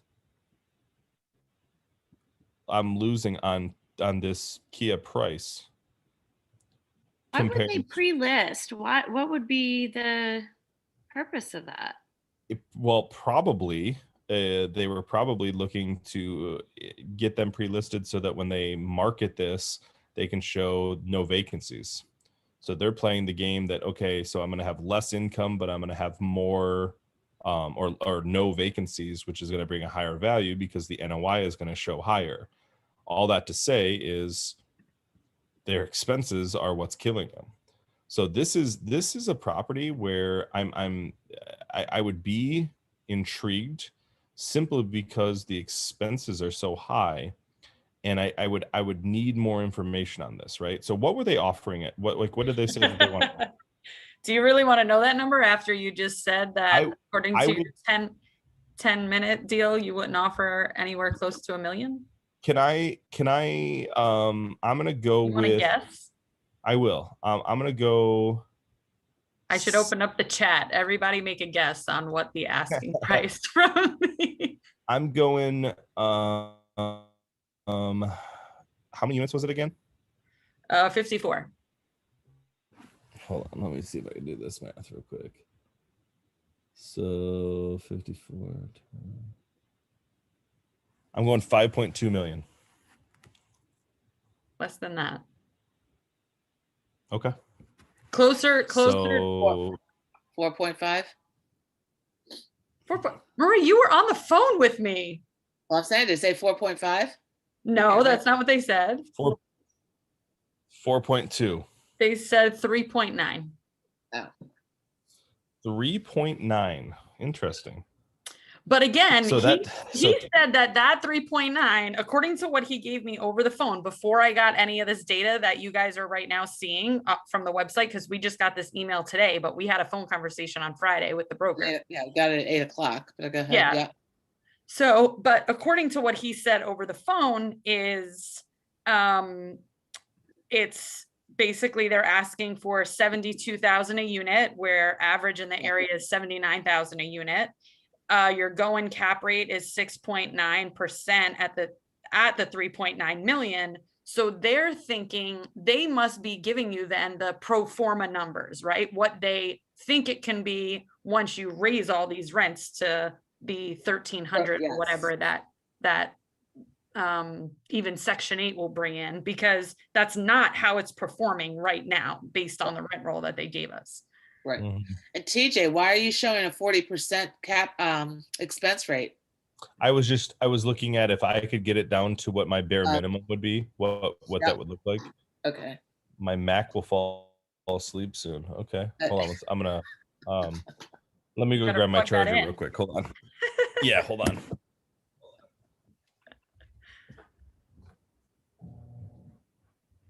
So that's the bottom. They gave you the pro forma rate instead of, which is what will happen often. Yeah, and I think that lets you have that. Yeah, lets you see that the potential beforehand, so that you're coming back with actual numbers. So it's really performing at this. So this is what we're going to offer. Right. And that's the thing. Most of these brokers all make it sound like, oh, you're going to be able to do this, and it's this, and this is what we're offering at, and blah, blah, blah. Yeah. But not when you're giving me pro forma numbers. You're not giving me actual numbers. Meanwhile, how does the broker get paid? The broker gets paid on the sales price. The higher the sales price, the more. Right. So it's like who they're selling to. Right. It's like who's buying. Well, and this is being run in Florida by a company in New Jersey, and they've been losing money for 3 years. So sorry, I'm back. Yeah, that's so like I'm like some of the stuff to look at when you're doing this here. I don't know Tallahassee, but is it an area that's growing? It is. Like Tampa is hot right now. Yeah. Right, but Tallahassee, I don't know. Obviously, you guys are looking into this, so I'm just asking out of curiosity. Well, we didn't call asking about Tallahassee. We called asking about Orlando, and this just happened to be a listing that the agent that we spoke to, or the broker that we spoke to, had. So he said, why don't you look at this deal? So we hadn't done market research on Tallahassee. We just. Oh, okay. Yeah. Got it. So did you find this on LoopNet? No, this was just a broker that Marie had met before. The other Marie B that's on the phone. How awesome is that? We have two Marie B's. Marie CT and Marie AZ. So Marie in Connecticut had met this broker before, and we just gave him a call to start just building the relationship and asking about the Orlando market. But he also does Northern Florida, as well as college apartments kind of all over the East Coast. That's what his specialty is. They specialize in student housing. So this started as a student housing unit. So this goes back to the very beginning when we talked about value add and stabilized. A market like this, when they're selling at a low cap rate, they're selling it with the stabilized market rates in a market that's probably appreciating. Because if it was a 9 cap that they were selling this for, I mean, we could go to the analyzer, but at a 9 cap they were selling it for, with the we're for 6.9. At 6.9, it's the offer price is higher because you are making cash on cash more money, but you are making a stabilized rate that is going higher. It's a higher return on your gross potential. But if we are going to the 9%, it would be a lower percentage because you are making more money based on your gross potential. You're dealing with something that is not a value add. They've done all the work. They're selling it in an appreciating market. They're selling it with, with stabilization in mind. You don't have to do anything. It should be plug and play, and on you go. I'm not even sharing my screen, am I? Okay. No, not anymore. Okay. I'm just sitting here. I'm just looking at this and I'm trying to figure out why, and I'm in my head I'm circling things, and so you're dealing with something where, and this is why we focus on a value add market, right? Is we will buy a stabilized asset because it makes sense to do so, but it has to make sense and give the returns, right? It has to make sense and make more sense than spending the time in a value add. So 2, 3, 4 years from now, I'll start buying these assets where I don't want to do a bunch of work. Right. I want to buy properties that are just going to make money for everybody. I'm not lazy. I just don't want, at that point, I don't want to do it. And so like, that's where you have to start looking. And that's the number one thing when you're looking at, we talked about this on the phone before we did the first call, is you have to decide, right, like pretty much off the bat, or at least in my opinion, you do, what market, what your entrance and what your exit strategies are going to be from the get-go. Because if you're going to spend time looking at a property in Tallahassee and expecting 10% returns, you're not going to find it. It's just not going to happen. If you're looking in Dayton, Ohio, you can find it all day long. But you want to live in Phoenix and go and visit Dayton, Ohio, I can tell you there's no chance in hell I would. I've never been to Phoenix, but like I certainly have been to Dayton, and I think I'd probably prefer Phoenix. But if you're looking, not too bad. I've been down there quite a bit. It's not bad, but it's not Phoenix. Quite a bit of partying down there, but no, it's not Phoenix, but it's good city. And that's the thing, is like when we're looking at this, the Midwest tends to be more of a cash flow play. The West Coast, East Coast tends to be more appreciating, and everything in between is usually like local people are buying. You're not seeing big investors buy, other than the Texas, Georgia,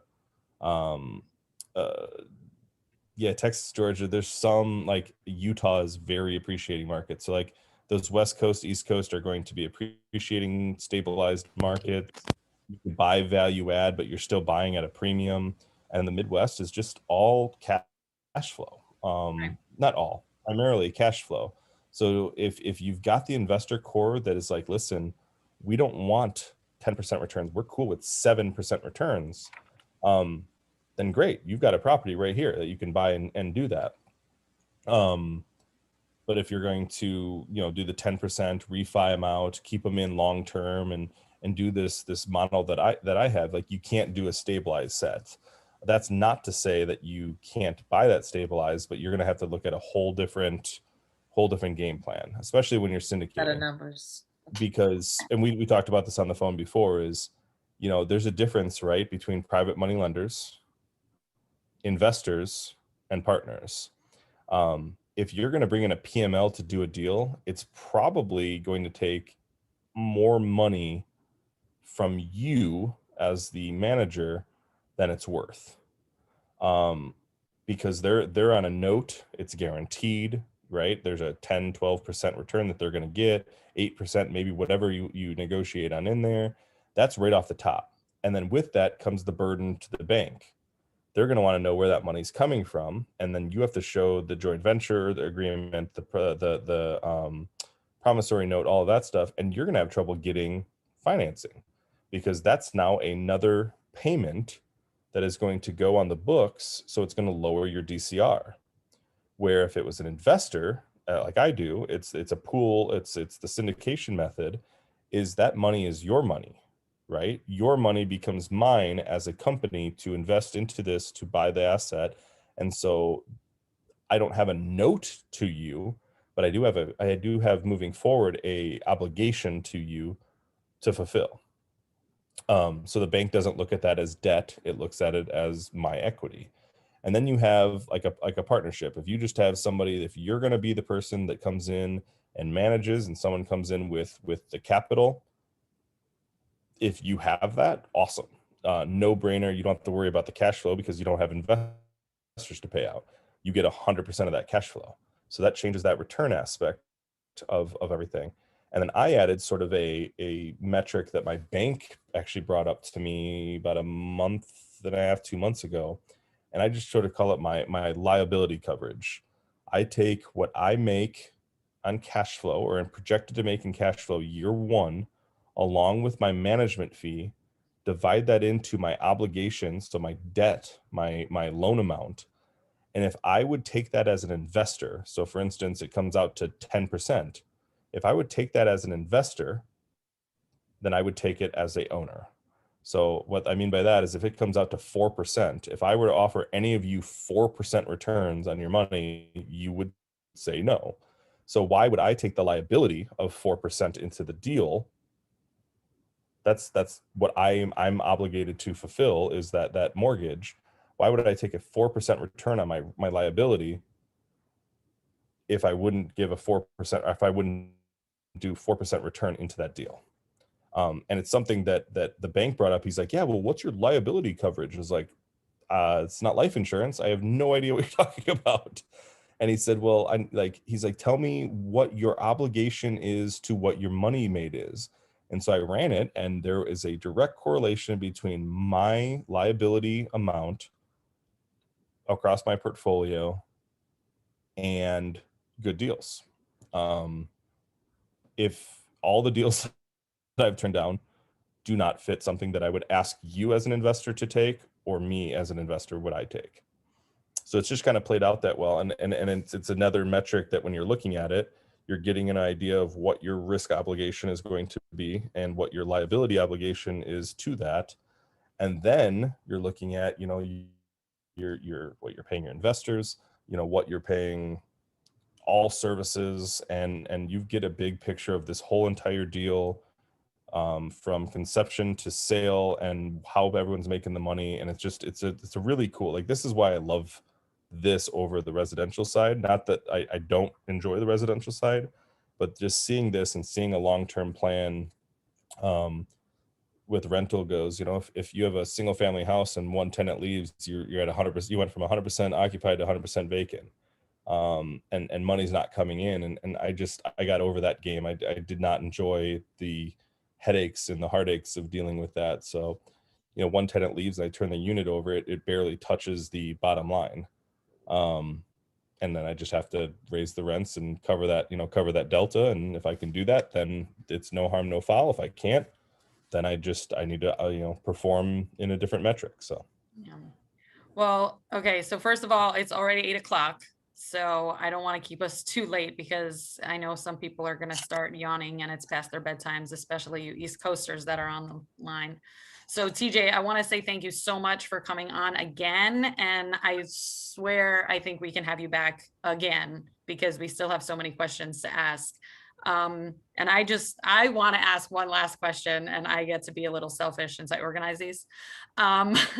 What are the questions, or how do you work then with a broker? Because let's just say, Marie and I were on the phone with this broker on Friday, and we specifically told them we're looking for value add, cash flowing opportunities. We thought we gave them all the right stuff. And then they're like, oh yeah, look at this deal in Tallahassee. And obviously it's not the right criteria. So what are the questions? What are the right questions, I guess I could ask, of, trying to find a broker that can help with these deals? I would do the exact same thing you just did, and I'd ask the broker those exact questions. I would go back and say, hey, this is what we're looking for. What part of the deal was value add from the broker standpoint? What part of the deal was value add? Ask them, what does the stabilized multifamily commercial property trade at in that area? That's going to give you two different thoughts. One, if he says, well, it trades at 5%, a 5 cap, and you're buying at a 6.9, you can factor in what that's going to look at long term. If he tells you that a stabilized sells at a 6.9, but he's also telling you that it's a value add, that you can buy this now at an 8.9 cap, and that's what he's actually looking for. So I'd ask that question. And then I would ask more specifically with regards to the property, where, like why have the rents not increased based to the pro forma? He's going to give you some BS answer that, oh, the tenant, they didn't have time, or they're in the process of whatever. Like, no, I want to know from the seller why these are not up there. What's it going to take to get up there? If today he could do it, would he be able to do it, or he or she be able to do it? And they should give you an answer that says something to the realm of, the current seller is not able to fulfill that pro forma obligation because the market can't hold it. And then you've got both angles now. You know that the market is not able to hold that market rent that he's saying on his pro forma. That's part of the reason why it's not going up. And two, the market won't support that cap rate, that they're kind of just looking to get somebody that may or may not know how to analyze the deal, or may not care so much about that, and has cash to do it, right? They're going to give you a ton of stuff, as you saw. They're going to give you a ton of stuff to confuse and make all the deal look better than it is.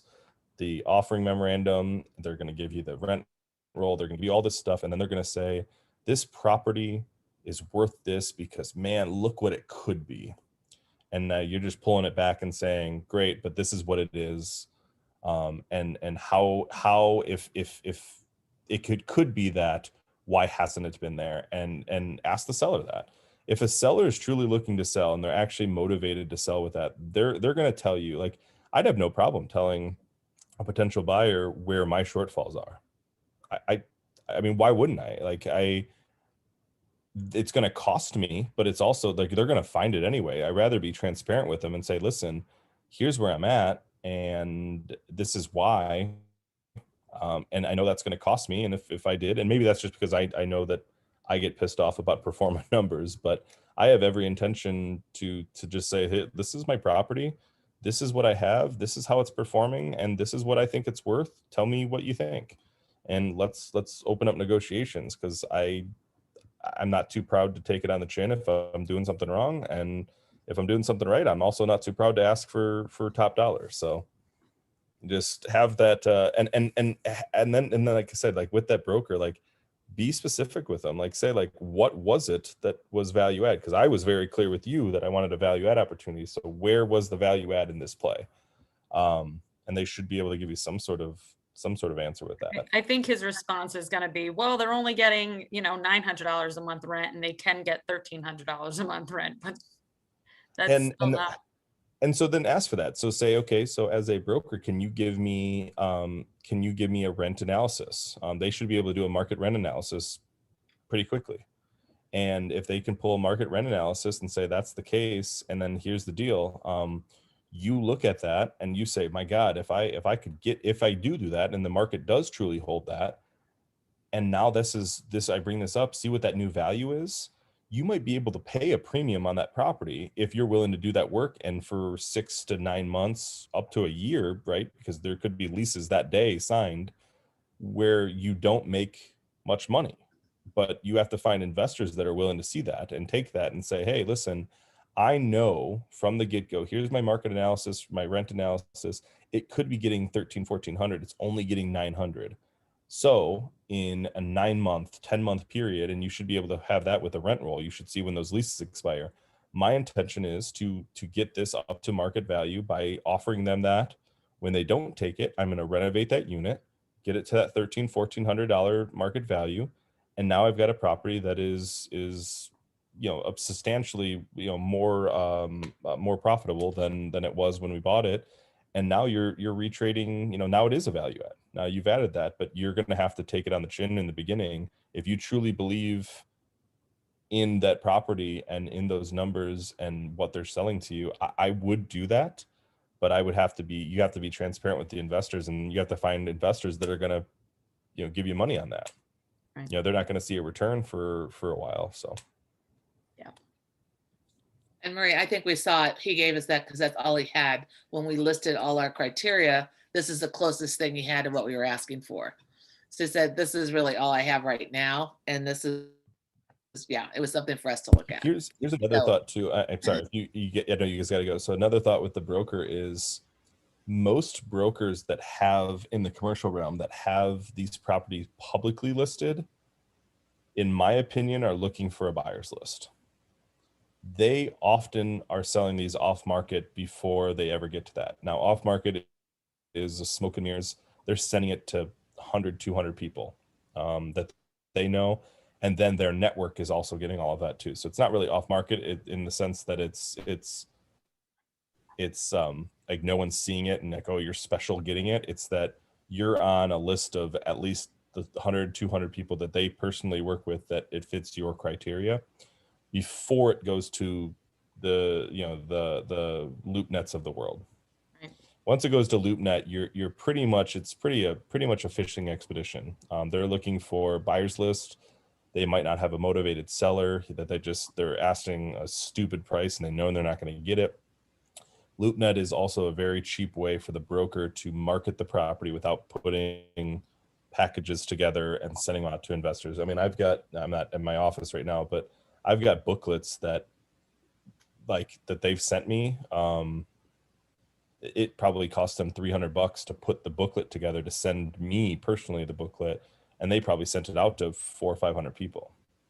And so there's a lot of money in that marketing side of things that if they haven't done their job to get it sold off market, that it's going to cost them in the long run, because the seller's not going to pay for that, the broker is.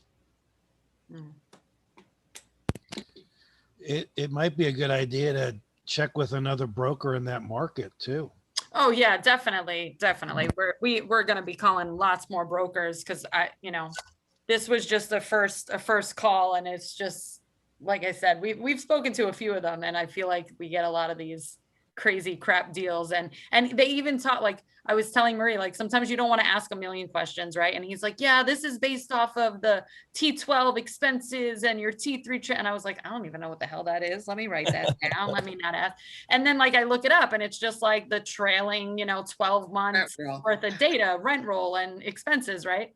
So I'm like, okay, you're telling me that I'm buying it at a 6.9 based on the T12 trailing, but it's not. I mean, we just ran the numbers and it's not. The only way I'm buying it at a 6.9, looking at what we just looked at, is based on his pro forma, not on his T12 trailing. Well, so there's 2 months where they lost at least $6,000. There's 1 month that they made $1,800, 1 month that they made $800, another month that they made $1,300. So, there's a few things, like there's some anomalies in this for sure. It's not to discredit the deal, or not the property over the deal. It's not to discredit the property. It is in full, like mismanaged, full mismanagement. Exactly. And here's the thing too, is as you're looking at this, you don't know what their expectation was for all of this. There are people, and I've got 2 buddies that do this, like they pay themselves, like at the end of the day, that NOI is garbage, but they make a ton of money on the deal. So if you took that salary or that dividend payment out of there, and there are some things you could take out of here, right? You could take out, there's TJ's cat was just creeping up the wall. Did anybody else see that? That was so funny. I did. Yeah, I cannot. How is that on the wall? Because it looked big, but I'm like, how is it climbing up the wall? It's a fly, and I cannot stand that cat. I will tell all of you that come here next week, I will tell you a story from hell from this devilish creature. I love kitties. I'm gonna take it home with me. Deal. Happily. So here's one. Like, you're looking at the cable and internet, they paid 1 month in March 20, and they haven't paid since then. So my guess is that they paid it, put it in, and now the tenants pay for all that stuff. So that's a $8,500 charge in 1 month that would change everything. So it changes a month from $1,300 to about 10 grand that they made that month. So there are some weird stuff in here. I mean, it's not that it's a bad property. It's just that there's a ton of money being spent that doesn't need to be. But then on the flip side, there's also a ton of money that isn't being spent that has to be. So that management cost is wildly low. It's $2,600. Right. And so that's really low. Pardon me. So yeah, there's just things like, I don't know. It's just weird watching how this all, like, general maintenance and labor across the board seems about right. Landscaping about right. Cleaning, maintenance. It's just they spend a ton of freaking money. Yeah. So they might just be cool with losing money, and using it as a tax burden, and it on them if they can do it. I can't, and I have investors that won't enjoy losing money. So, Right, of course. But yeah. Well, again, I really appreciate your time. Let's get, what do you want, Rochelle? I just want to ask one quick question.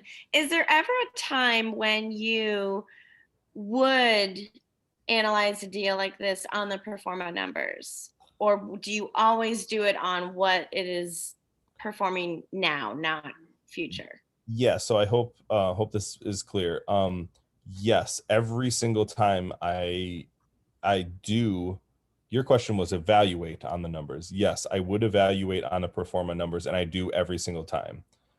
I will not buy on pro forma numbers. So I will look to see what that looks like to get an idea of where it's at to where it could be, and then where I actually think it's going to be, and then work from there. But I will not buy on their pro forma numbers, because you're losing all that equity, right? You're losing all that opportunity to make that money for your investors, for you, and to resell it, if you buy that pro forma. Okay, thanks so much. Yep. And yeah, I'm in like a cruise mode, so I know you guys have to go, but if there's anything you guys need, just let me know. Yeah, I just wanted to give people the chance to jump off if they do got to run. Yeah, for sure. And like I said, I really appreciate it. I feel like not only could we have you come back and talk more about deals or analyzing them, but I think you do have a core, group of fans here that probably want to invest in some of your deals. And so I don't know if you like to kind of keep that down to just one-on-one, because I know that there is a level of, getting to know your investors on the syndication side, but maybe we could set up a smaller group, little Zoom, if anybody's interested, and we can ask all our doomsday questions, like I think I showed your deal to my mom the other day, like just like the email you sent me, and my mom's like, can he just run off with your money? I'm like, he's not freaking Bernie Madoff, Mom. Like, no, he's not just like gonna run off with my money. But there's those like doom and gloom. What's the worst case scenario? How, as an investor in one of your deals, even though you're showing us your deal analyzer and all these numbers, like how could we lose money, or what could go wrong? What's the, I feel like there's a lot. Downside? Yeah, what's the downside, and I'm sure every investor, or some of them, have asked you some of these questions. So I think it would be a really cool kind of like just even Q&A to go over some of that side of the things for people that do want to invest in your deals. Yeah, I say this every time. My attorney's number one job is to make sure I stay out of prison. And the PPM that every investor signs, it's very doom and gloom, but it's also it spells everything out to the T. And to answer your question, no. I guess in theory, could I run out? Yes, I could. But there are a ton of legal protections for you, the investor, stopping any of that from happening. And you're investing in the idea that who I am, my path, my journey, my projections, my story, and that asset is just making you money. You're not investing in the asset, because it like, you're not going to go to Cedar Rapids. Well, you might, but you're not going to go to Cedar Rapids and look at the property every month. You're trusting that I'm going to be there taking the pictures, that I'm talking with the tenants. You're trusting me and my team of what's going on. And I again, my job is 100% dependent on you guys and the capital that you guys bring to the table. It takes one of you guys to tell one person, and I never get capital again. And it I mean that it could get ugly quick, but it also, with regards to the lack of capital, I could just not have capital for deals. But what I kind of pride myself on is I keep everything super transparent. You're going to see the beginnings of the deal. You're going to see all access, my systems. I use that software AppFolio. I think some of you guys got an invite on that the past couple of days. So you see documents, you'll see the metrics of the deal, you'll see distributions, you'll see all of your stuff right there. So we play like we're a big investment bank in New York, and I'm really just a dude in Kalamazoo drinking beer in an office, hanging out, having a good time, making my investors money. So it's kind of that has 2 gauges in his ear. I have no cages in my hair. No cages in my I hair. know, I know. We're But gonna change that next week. if you could pull it off, if you can talk my wife into doing it, No, a really good piercing parlor in Kalamazoo.